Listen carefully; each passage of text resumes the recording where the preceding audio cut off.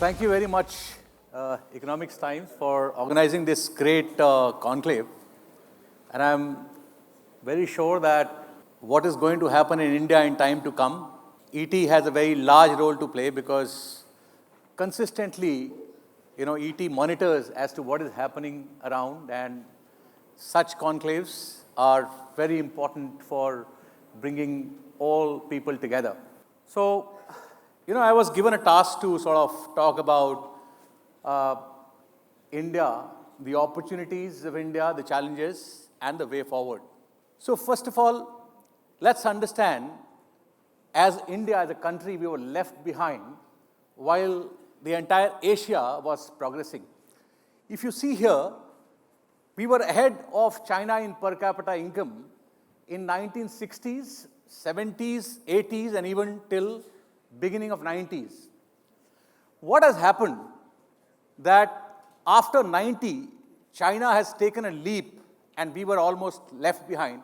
These figures are only till 2016.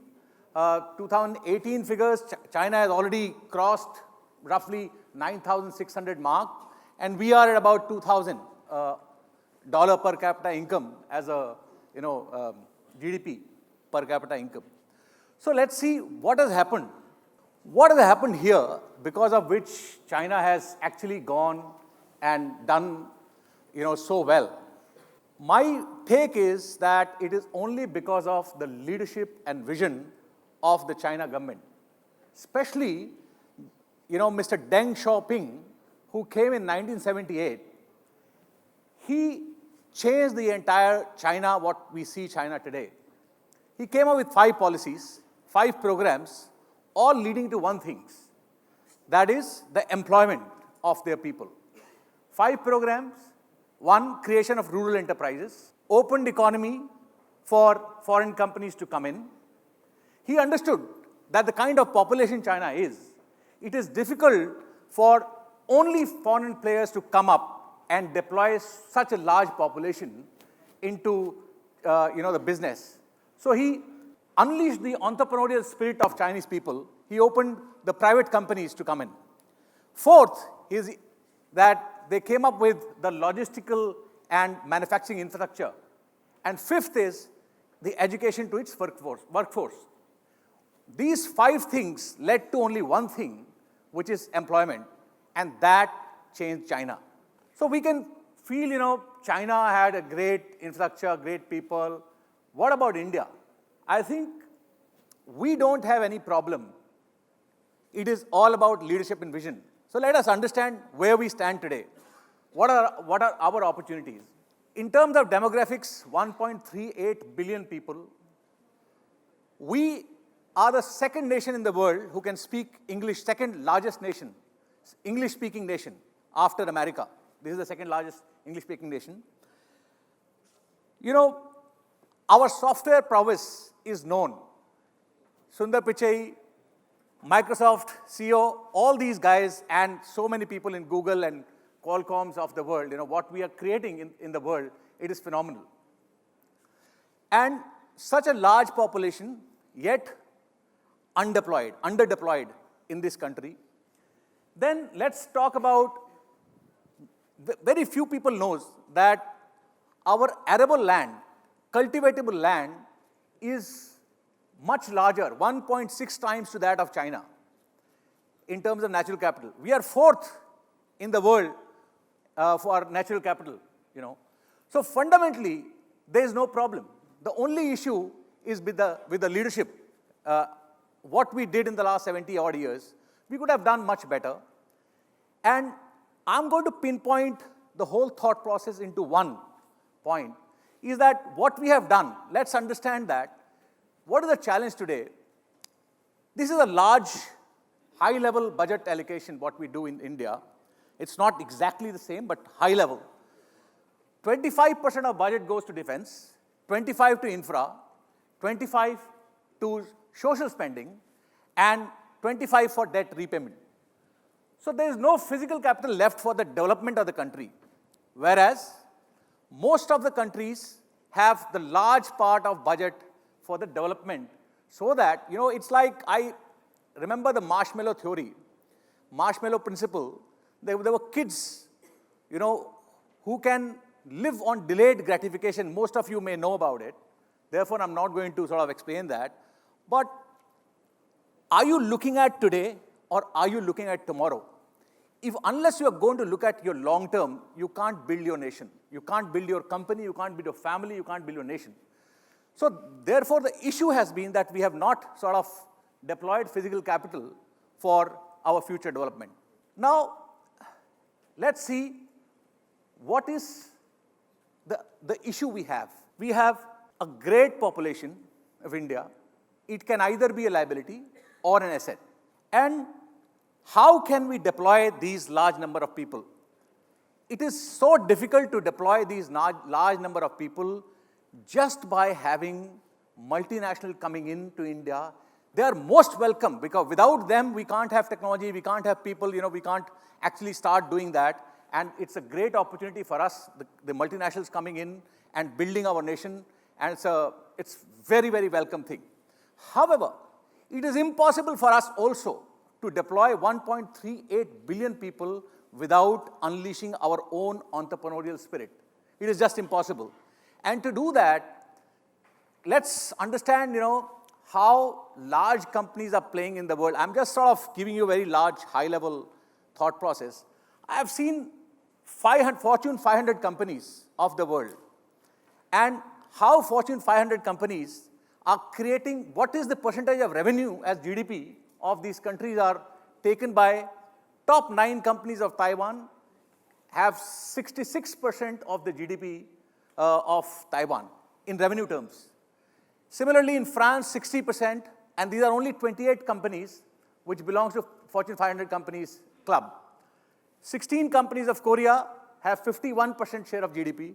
Similarly, China, 111 companies, they belong to Fortune 500 club, and they have 50% of the GDP of that nation. Germany, 50%, and US, 43%.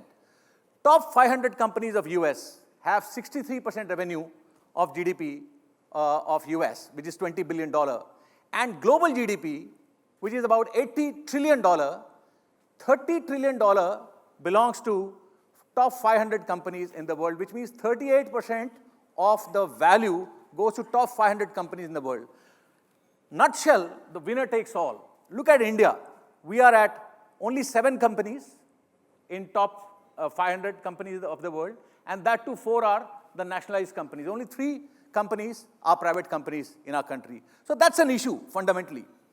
Now, our issue is that we have not been able to understand. We are focusing majorly all thought process, how can we create an ecosystem, small ecosystem, the SMEs. Of course, SMEs are needed. Without them, nothing is going to happen. But what is the pyramid of the world? The pyramid of the world is, first of all, you need to have large enterprises. To support large enterprises, you have the medium enterprises, and to support them, small enterprises, micro enterprises. And because you have a large, economy, then your agriculture is also supported. So that's the only process. However, and to use that, those nations have built their policies. It is not just, the outcome is not just because of, chance. All those nations have built policies to build their champion companies. And because of this reason, they are where they are. And 4 areas where these nations have focused, if any one or all 4 are sort of eligible, then definitely they have a champion policies. 1, they want technological control in the area of security and defense. If that is there, they have the champion policies. Large employment, if that is there, they have the champion policies.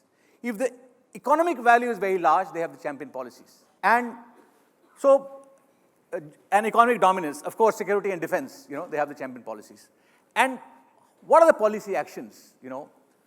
Actually, nations like Japan, Korea, Taiwan, and China, all these 4 nations, they understood. They have not heard what IMF and World Bank have told them. They have done only 3 things. 1, they focused on agriculture, they focused on manufacturing. Along with that, third thing what they did was they utilized their financial capital into these two areas to build, their manufacturing sector and agriculture sector. Now, in our country, the issue is of narrative today. What narrative do we have? The narrative we have is, and it's a shameful or a bad thing to have such kind of narrative, that businesses are there to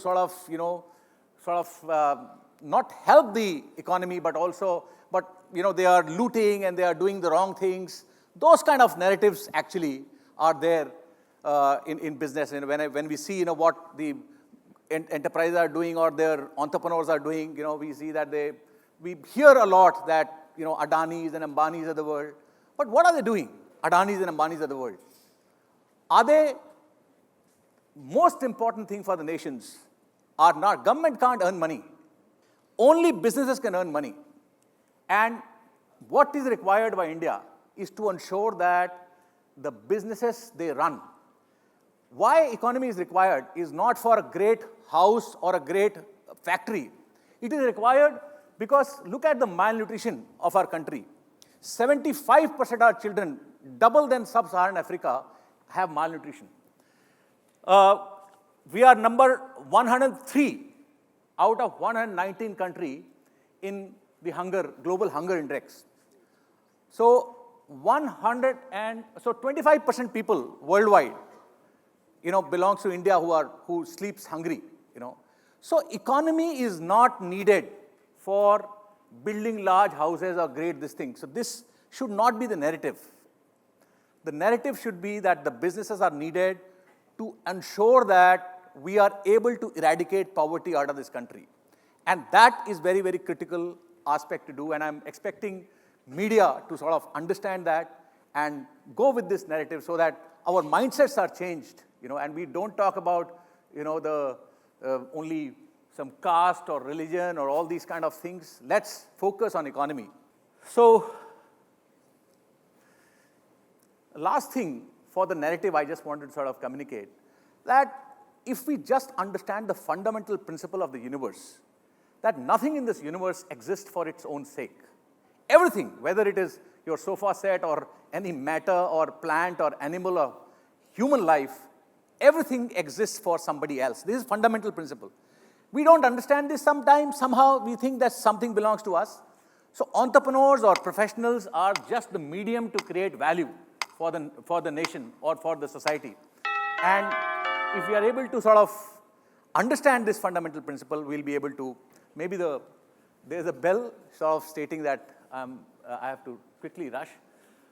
So quickly, India's population is about 18% of the world's population and GDP is about 3.22% of the world. It clearly indicates that we are going to be a poor nation unless we take our rightful share from 96.78% of the GDP of the world. We need to build companies. If you see this graph, how the manufacturing ecosystems have shifted from Europe to US, Japan to South Korea, Taiwan to China, and while it has shifted, they have been able to build their local companies, phenomenal companies, great champion companies. I think China is at a very different stage altogether. It's time for us to build our own company. Why? Because look at the per capita income level, and as I've told you, 9,500 level. It's difficult for a low-end manufacturing to remain in China. Therefore, it must change. We have started doing designing in India. We are the first company to do design in India. Our cost of designing India is 1/3 to that of China. And our components, parts, when we started, doing the supply chain, we are 6 to 10% cheaper and quality improvement is there. Let's talk about manufacturing. Our productivity benchmarks, we have surpassed Chinese benchmark in productivity 30%, more productive than Chinese because what we call our people, PhDs, poor, hungry, and desirous. And because of that, we are able to surpass the productivity benchmark. The quality improvement, 40%, and the cost benefit is roughly 50%. There is no doubt that India is the best placed country in the world to serve the world, actually. It's the best placed country. I have to rush, so because of all these things, what I discussed is the best placed country in the world.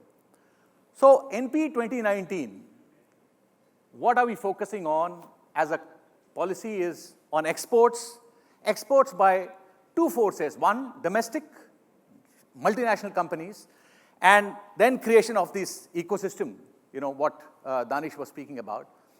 I will take on here only on the domestic company side, how Indian companies have evolved.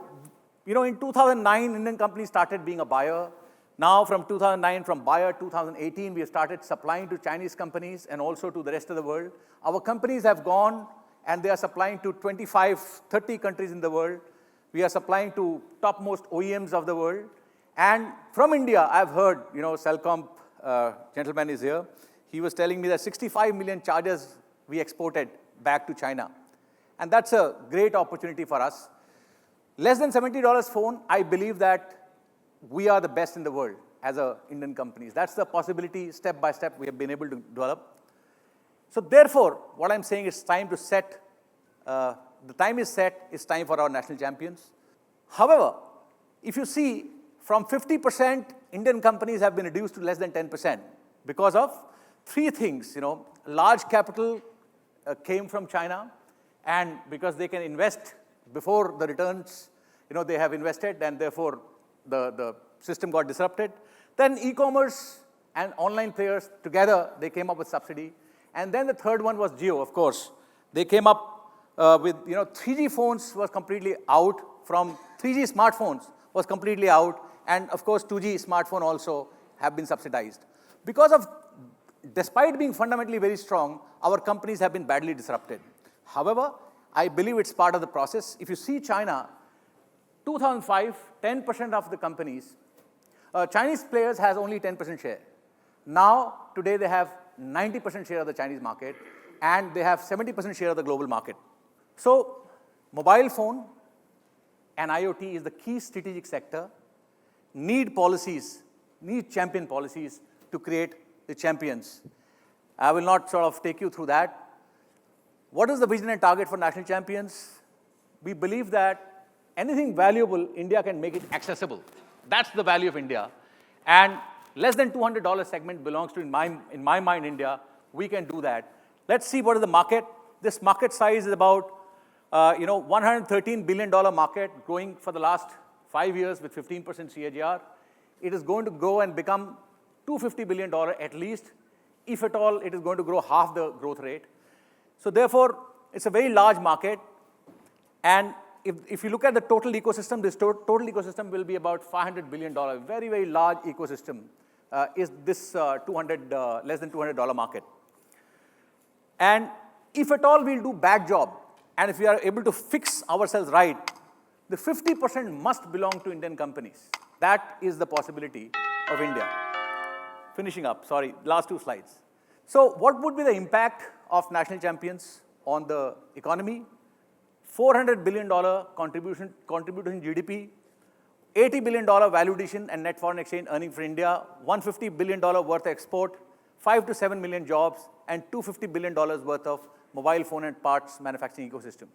So the last is that these are the 6 forces responsible for our country. Here, I think we are here, media, entrepreneurs, and top professionals. If at all there are no bureaucrats and no politicians here, I don't know whether they are here or not. But these 6 forces are responsible. And we have to think today that we cannot say that, oh, the politicians are not doing their job and bureaucrats are not doing their job. If Gandhi came from South Africa and demanded freedom from the government, and he got it, it is our responsibility to demand what is right and get it. Thank you.